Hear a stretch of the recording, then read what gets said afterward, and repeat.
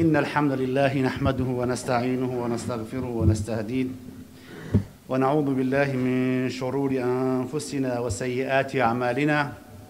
من يهديه الله فلا مضل له ومن يضلل فلا هادي له، وأشهد أن لا إله إلا الله وحده لا شريك له، وأشهد أن محمدًا عبده ورسوله صلوات الله وسلامه عليه وعلى آله وصحبه وسلم تسليما. يا أيها الذين آمنوا اتقوا الله حق تقاته ولا تموتن إلا وأنتم مسلمون. يا أيها الناس اتقوا ربكم الذي خلقكم من نفس واحدة وخلق منها زوجها وبث منهما رجالا كثيرا ونساء، واتقوا الله الذي تساءلون به والأرحام إن الله كان عليكم رقيبا. يا أيها الذين آمنوا اتقوا الله وقولوا قولا سديدا يصلح لكم أعمالكم ويغفر لكم ذنوبكم، ومن يطع الله ورسوله فقد فاز فوزا عظيما. أما بعد، فإن أصدق الحديث كتاب الله، وخير الهدي هدي سيدنا محمد صلى الله عليه وسلم، وشر الأمور محدثاتها، وكل محدثة بدعة، وكل بدعة ضلالة، وكل ضلالة في النار.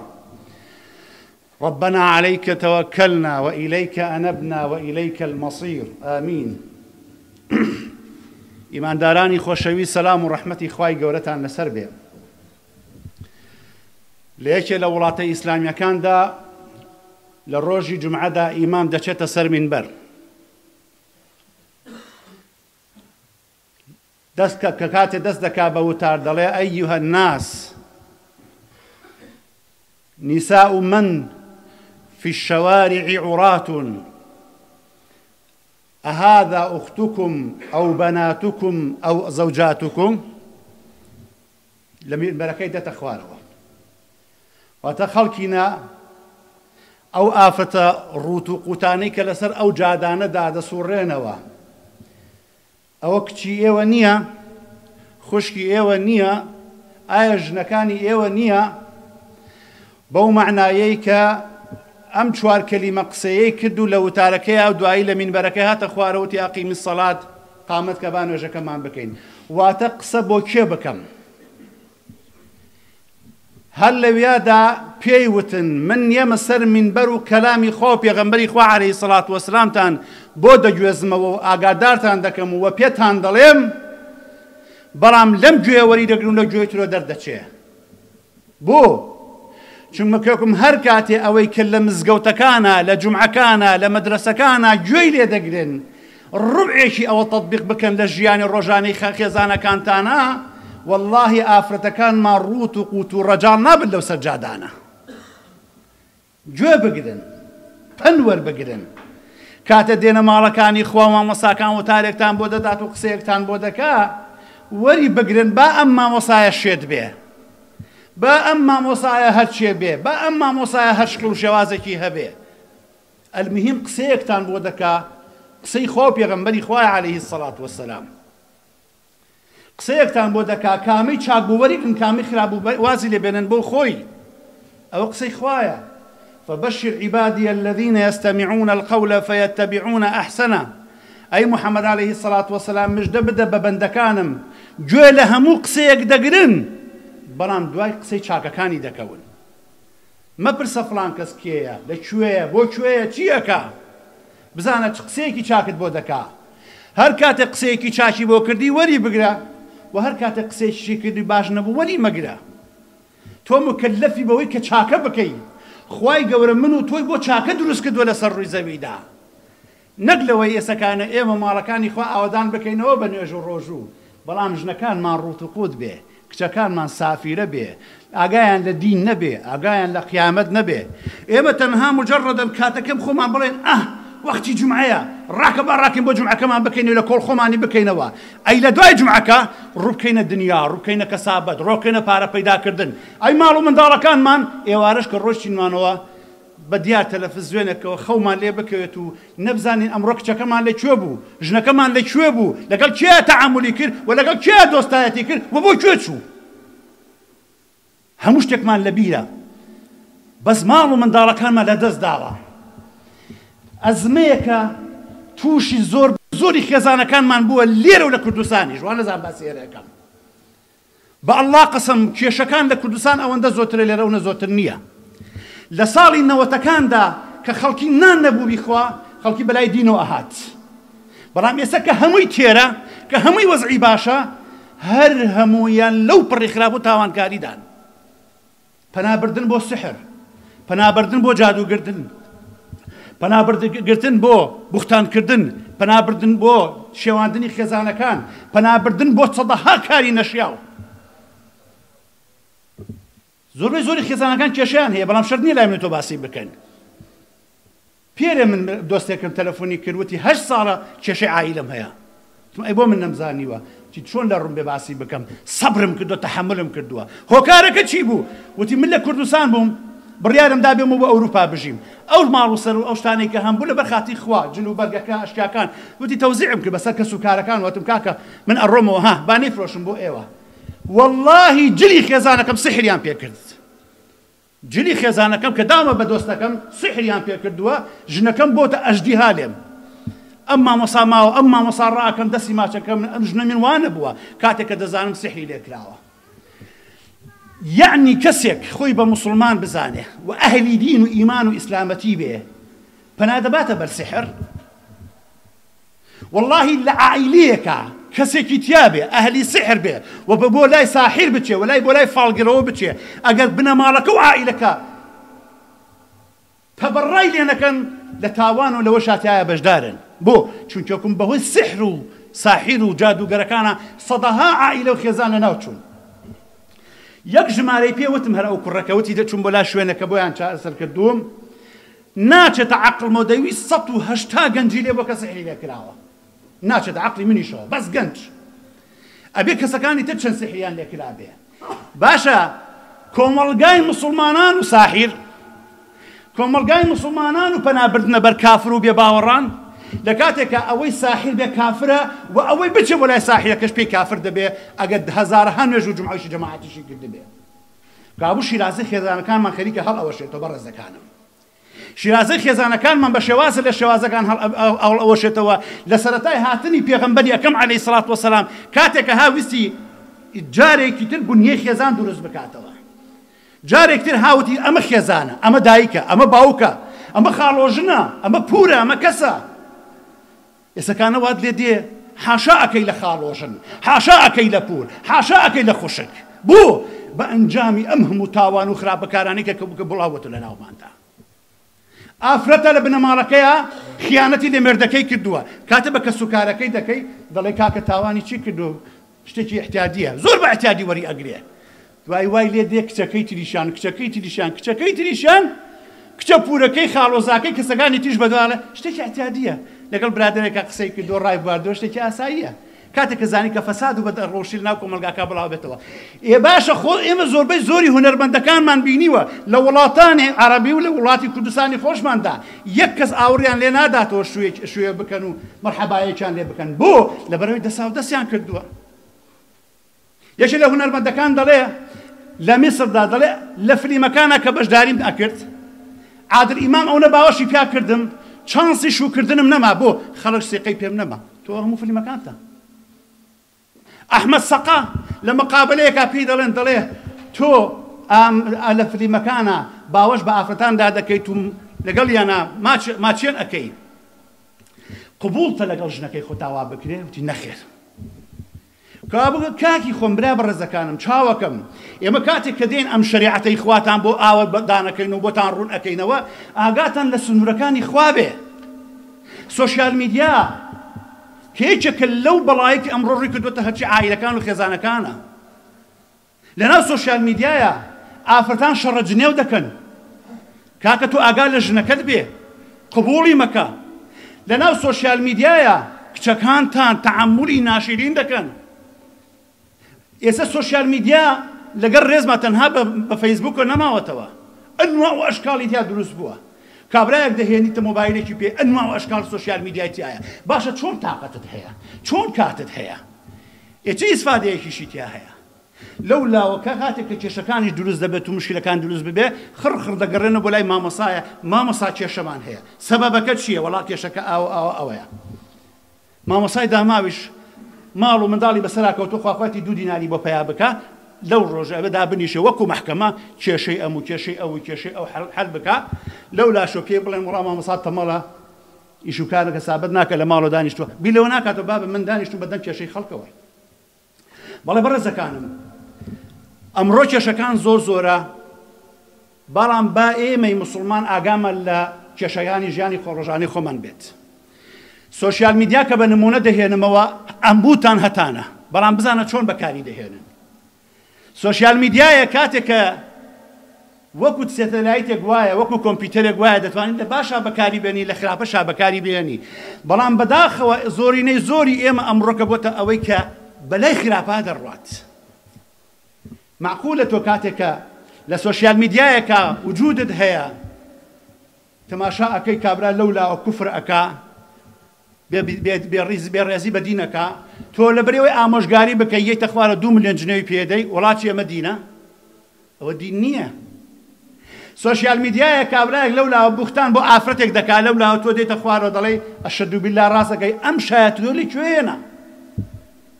سۆشیال میدیایەک ئافرەتێک جوانیەکەی و جەمالێتەکەی خۆی بۆ خەڵک بەخش دەکا لەولاشەوە تووشی کێشەی خێزانی دەبێ کاتێک کە تووشی کێشەی خێزانەکە دەبێ ئەم جابی لەوە کاتەوە سەبەبی سۆشیال میدیاکە بووە ئەی پێش ئەوەی کە توش بۆچی ئەم کێشەیە بۆ دخۆ دروست نەکردووە لەبەرەوە بەڕێزەکانم کێشەی عائیلەکان کارێکی وای کردووە بەداخەوە دەڵێم زۆرێ لە مامۆسایان هەر باسیشی ناکەن بۆ ترس لە دڵ و دەروونە وجودی نەماوە ئەدێ بزانم چ مامۆسایە باسی جەهەنەمتان بۆکە ئازارەکانی جەهەنەم سوتاندنەکەی جەهەنەم عەذابی جەهەنەم چوونە ناو جەهەنەم مانەوە لە ناو جەهەنەم چ مامۆسایە باس ئەسڵ کەس باسی ناکات پێغەمبەری خوا عەلەیهی سەڵات وەسەلام دەفەرمێ واللهی پشکۆیەک ئاگرینی جەهەنەم کەوتایەتە سەر ڕووی زەوی لەو ئاگەی دۆزەخ لەسەر ڕووی زەویدا سەوزایی نەما ئەی ئێوە چۆن تەحەمولی دەکەن ئەی بۆ بە مەسئولیەتەوە هەڵس و کەوت ناکەن ئێوە کارتان چیە دوو کەس مناقەشەی هەیە و کێشەی هەیە لە سۆشیال میدیایەکە شایەتی بۆ ئەو بدەی بەرامبەر بە ئەویتر بەبێ ئەوەی کە نەیزانین کێشە چییە ئەم بەندەی خوایە چەندین جاشتی ناشەرعیم بینیوە لە سۆشیال میدیایە ئامۆژگاریم کردو برا بەڕێزەکەم ئەمە وانە وڵات تۆ درۆکەی چاوەکەم ئەمە بەم شەوازە نییە وڵات تۆ حیزبایەتیەکەی باوانەکەم ئەمە شەریعەتی خۆوان ناڵێ وەڵام من ئەزان تۆ نازانی لەو ڕۆژانە پیاوێک درۆیەکی بەدەمی پێغەمبەر سولەیمان عەلەیهی سەلام بڵاو کردبووتم برا بەڕێزەکەم وەڵڵاهی ئەسڵی نییە چاوەکەم بەخوا درۆیە چی جا تۆ چوزانی من لەزانم ئێوتم بابە من پێمەڵم مامۆستا من لەبەر خوا پێت ئەڵێم ئەگە تۆ نەزانێ گوێ لە من بگری هەوای لێ هاتووە هەمووی لێ بوو خۆی لێ بۆ بە مفتی هەمووی فتوا دەدا هەمووی قسە دەکا هەمووی جنێو دەدا یەکێ لە مولحیدەکان کە ناوی ناهێنم کە بابەت دەنووسێ لە ژێرە کۆمنتەکانی 2 ملیۆن جنێوی بۆ دەچێ دەزانی دەڵێن چێ مولحیدە دەڵێ ئەها ئەمانە ئومەتەکەی محەممەدن چەندەم پی حاڵێکی ترش ئەوەیە بەڕێزەکانم لەو ساڵانی 10 ساڵ پێ لەسەر لە زۆربەی زۆری وتارەکانە ئیشارەتم بەیەکێ لە وڵاتە ئەوروپیەکان کردووە کە شیرازەی عائیلەیان تیاسە کردووە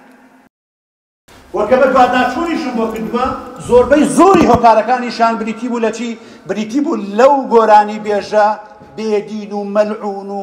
بێباوەڕانەی کە شیرازەی عائیلەکانیان هەڵەشان کردبوویەوە ئەم پرسی ئەو قسەی هەیە لە وڵاتە ڕاستە ئەیان وەڵا بەڵام مامۆستا ڕاستە ئێستا حالیەن وردە وردە ئەم گۆرانی بێژان و لۆتیە و خەڵکی خراپانە ڕویان کردوتە ئەم وڵاتە بەداخەوە ژێڵێن زۆرینەی زۆری مشتری ئەم لۆتیانەش کێن بریتن لەو خانەوادە بەڕێزانەی کە لەم دوایانە هاتنە بەریتانیا ئەی ناو خانەوادانەی لە سەرەتای ساڵی 2000ەکان هاتنتە ئێرە و ئەو تەجاربانەیان بڕی بەڕاستی بەو شوێنەدا ناڕۆن تەجاربیشمان هەبوو کۆمەڵێ لۆتی هاتن لەوە پێش هەمویان ڕاونان تازە بە تازە کۆمەڵێ لۆتی و مەلعون و بێدین دێن لێرە بەجسیان بۆ گەرمەکەن قاعیان بۆ دەگرن هۆڵیان بۆ دەگرن چییە وەڵا حەفلەیە کۆبوونەوەیە ئاهەنگە دوایی کاتێک کێشەشی عائیلەکانیان بۆ دروست ئەبێ چوار مامەساوە ڕاست بێن مامەساوەرە حەلمان بۆ بکە کێشەکانمان بۆ حەل بکە کاتێک کە دانیشی کێشەکەتان چییە مامەسا دڵم لە ژنەکەم پیسە لەبەرەوەی پیاوێک لێ سەیری کردووە دەی خۆت ئەگەر پیاو بی چۆن ئەچیتە ئەو مەجلیسانەوە دەی خۆت ئەگەر شەرەف و ناموس و کەرامەتت یابی چۆن ئافرەتەکەت خێزانەکەت شەرەف و کەرامەت و ناموسی خۆتە ئەیبێتە ئەو مەجلیسانەوە و ئێستا ئیبداعی کردو بەڕێزەکانم ئێستا حالیەن شۆشن کراوەتەوە نێرگەلەی تیادانراوە مەشروبی تیادانراوە و ڕاقیسەیشی بۆ دێنن لە لەندەنەوە بۆی عایلەکان بڕۆن پەرەی پێ بدەن باشە ئەو ئافرەتەی کاتێک کە دەبینی دەڕواتە حەفلەیەکەوە بە ئەو پەڕی جوانی خۆی ڕازاندۆتەوە بەڵام یەخشە بۆ مێردەکەی خۆی ناڕانەزێنێتەوە بەڵام دێ خۆی ئەڕازێنێتەوە بەو پەڕی جەمالێتەوە بۆ مێردەکەی ئەم قسانم هەر بۆ ئێوە نییە بەڕێزەکانم ئەم قسانم بۆ عامی خەڵکیە لە دەرەوەی ئەمەشۆ لە سۆشیال میدیاوە خەڵک گوێ لێ بێتەوە ئاگاتان لە خێزانەکانتان بێت ناکرێ بەڕاستی ئێمە منداڵ لە دەست بدەین ژن لە دەست بدەین ژیانمان لە دەست بدەین لە پێناوی کۆمەڵشتی پڕپوچە ئێمە هەمومان دەتوانین ئەوەندەی هەیە کە خوای پەروەردگار پێی بەخشیوین کەسابەت بکەین بەڵام لەلاشۆ ئاگامە لە ماڵ و منداڵەکانمان دێ یعنی زروفێک هاتۆتە پێشەوە ئێمە کاتێک کە سەیر ئەکەین خەڵکێک دەڕا بۆ نمونە بۆ سەفەر لە وڵاتێکی وەکو تورکیا بە نمونە بێنینەوە ئەڕۆین ئەو وڵاتە ئەکثرێتی ڕوت و قوتی و خراپەکاریە بەڵام لەولاوە تەماشا ئەکەین نووسراوە فندق هەیە فندقێکی ئیسلامیە یعنی چی ئیسلامیە یعنی کۆمەڵێ مەسائیلی شەرعی تیا ڕەچاو کراوە ئافرەت ڕوت و قوت نییە بەشێکی تایە ئافرەتان دەتوانن مەلەی تیا بکەن بەشێکی تایە پیاوەندی بەجا مەلەی تیا بکەن مەشروب خواردنەوەی تیا نییە بە هیچ شێوازێ مزگەوتی تایە عیبادەتەکانی خۆتی تیا ئەەکەی دەی خۆ ئەمەی بۆ هێناویتە پێش و بۆ لەولا ڕووەکەیتەوە شوێنێکی ناشەرعی هەتا خوا بەرەکە لە ماڵ و حاڵەکەت هەڵەگرێ بەڕێزەکانم خوای گەورە کاتێک کە بە ئێمە دەفەرمێ وەلتەکن منکم ئومەة يدعون إلى الخير ويأمرون بالمعروف وينهون عن المنكر وتؤمنون بالله أي محمد ئێوە ببن بە ئومەتێ لە ئومەتانەی کە يدعون إلى الخير بانگی وازی خەڵکن بۆ لای چاکە ئەمر بە چاکە بکەن نەهی لە خراپە بکەن کابوو ئەگەر ئێمە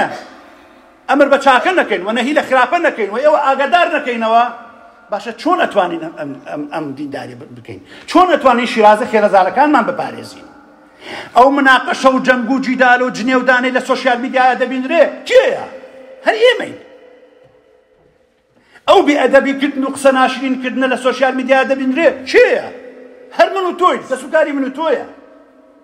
بۆ خۆمان نەگۆڕین چ ئەدەبێکە بێئەدەبی بکەین و جنێودان و قسەی ناشرینکردنی ئەخلاق و ڕەوشتی ئێمە بێت ئینسانی مسلمان دەبێت زمان و دەست و ئەخلاق و ڕۆژی پاراو بێ چه حکمتێکی تایە زەلامێ قسەیەکی کە تۆ بە دڵە نەبوو جنێوی پێ بدەی چه حکمتێکی تایە کاتێ ئافرەتی ڕەسمێکی خۆی دادەنێ و دوای بێی هەزار کۆمێکی جوانی بۆ بدەی لە مەجلیسێکا دانیشتبوون پیاوێک دوو نەفەر دانیشتبوون وتی ژنەکەی فڵان کەس ڕەسمی داناوە دەست و قاچی ئاوا بووە ئەوی تر بۆی سەندەوە مامەسا شتێکی باشە وتم وەڵاهی من نەمبینیوە و پێویستیش ناکا بیبینم و پێویستیش ناکا بە دوایە بچم خۆم تالیبی ئەو شتەندین برا بەڕێزەکەم تۆ کە حەجت کردووە چی ئیشەکەت بە ڕەسمی ئافەتی خەڵکە ئەگەر ئەو ئاوا خۆی دەرئەخا پێی بڵێ خوشەکەم خۆ دەرمەخە ئەگەر بەگوێی نەکردی لێ دوورکەوەرەوە ئەها ئێسەکانە حیجابەکانمان بۆتە مۆدێل حیجاب بە مکیاجەوە حیجاب بە پانتۆڵەوە حیجاب بە تەنورەی تەسکەوە حیجاب بە جلوبەرکی تەسک و تروسکەوە ئەو سەرنجەی ئافرەتێکی محەجەبەی مۆدیلی ئەم سەردەما دەری ئەپەڕێنێ بۆ خەڵکی بەداخەوە ئافرەتە سافیرەکە خودی ئافرەتە سافیرەکە دەری ناکات ئەو پەڕی بەڵایە بۆیە ئاگاتان لە ماڵ و منداڵەکانتان بێ ئاگاتان لە خێزانەکانتان بێ ئاگاتان لە کچەکانتان بێ تۆ مۆبایلێکت داوەتە دەستی کچەکە نازانی چی تایە نازانی لەگەڵ کیا تەعامل ئەکا نازانی بۆ کوێ ئەچێ نازانی هەسوکەوت لەگەڵ کیا ئەکا و نەزانن کە کچەکەتان ڕفێقێکی ئافرەتی مسلمانی هەبوو ئیتر مەلایکەتەیە نەخێر پیاوێک هەبوو کچەکەی لە دەستدا وتم بۆ وتی ئافرەتێک هەبوو لە قەومێکی تر بوو مسلمان بوو وتم قەیچێکا ڕفێقێتی هاتوو چۆیەکە ئەوانە وتی پاش ماوەی سەیرەکەم کچەکە تلیاکییە بزانم کە ئەم کچە تلیاکیە و تووشی تلیاک بووە کچەکەی منیشی تووشی تلیاک کرد ئەی ئەو چارەسەر چی وتی حاشام لێ کرد بەرابەر ڕێزەکانم منکەرتان بینی یەسەر بیگۆڕن لێ دوور بکەونەوە بەرەو خراپە نەچن بەڕێزەکانم منداڵەکان ئەمانەتە لە گەردنتانە لە ڕۆژی قیامەت کارێ بکەن ئاگاتان لە منداڵەکانتان بێ. بەداخەوە دەڵێم چەند جار وتومە ئەوەندەی ئێمە قسە بۆ پیاوەکەن قسە بۆ ئافرەتان ناکەین، بۆ چون ئافرەتان دایمە لە ماڵەکانان، بۆیە دەماشاکەی زۆربەی زۆری کێشەکانیش ئافرەتەکانن. ناڵم ئافرەتەکان خراپن، نا، لەبەرەوەی ئافرەتەکان بەداخەوە دەڵێم دەرسیان نییە، پەروەردەیان نییە، ئامۆژگاریکەریان نییە، خەڵکێکی باش نییە تەعامڵێکیان لەگەڵا بکە. مزگەوتەکان بۆتە مزگەوتی پیاو، بەس پیاوی بۆچێ. ئافرەتەکان بەداخەوە کاتێک کە بۆی دێت ئەوانە ئافرەت لە طەبیعەتی ئافرەتە ڕسیقی بە ئافرەتێکی تر نییە، غیرەی لێ ئەکا، قبوڵی نییە ئافرەتێکی وتاری بۆ بدە، قبوڵی نییە ئافرەتێکی تر ئامۆژگاری بکە. بەس ئەگەر پیاوێک بێ بنەڕێنە بەسەریانە و قسەیەکیان بۆ بکە، هەموویان لە بەردەمیان وسک و دەبن و دائانیشن و گوێی لێ دەگرن. معقولە ئێستاکانە لە هەولێری قەڵاو منارەدا برایەک دەیوت دوێنێ وەڵڵاهی پێیوتمتی وەڵڵاهی مامەسا هەولێرەکەی من براکەم دەڵێ وەڵڵاهی بەریتانیاکە پاکترە لە هەولێرەکەی من. بڕۆ گوندی لوبنانی، بڕۆ ئەو جادانە، بڕۆ ئەو خراپەکارانە، بڕۆ ئەو تاوانە کێیکە براو کەسوکار و دەستەکان منە تویکە. خۆوەش هەیە خۆ نەبێ خوانە خواز ئەوانەی کە ئەم خەریکێ بڕەڵایەن لە وڵاتەدا بریتی بێ لە خەڵکی ئەوێ لە تورکیا، لە ئێران، لە جۆرجیا ئەیان هێنن ئیستیرادیان دەکەن بەس بۆ پارە پەیداکردن. خوای گەورە خۆی پێمان دەفەرمێ زویینە للناس حب الشهوات من النساء، بۆتان ڕازەندراوەتەوە ئەی عەبدەکان لە ژیانی دنیادا خۆشی و خۆشگوزەرانەکانی شەهوەت و شەهوەتەکانی دنیا بۆتان لەناو ئافرەتاندا. ئێخۆ لەم ئەوروپایەدا هەموو جارە وتومە مهم نییە زینا بکەی، مهم لەوەیە زینا نەکەی، مهم نییە لەوەی کە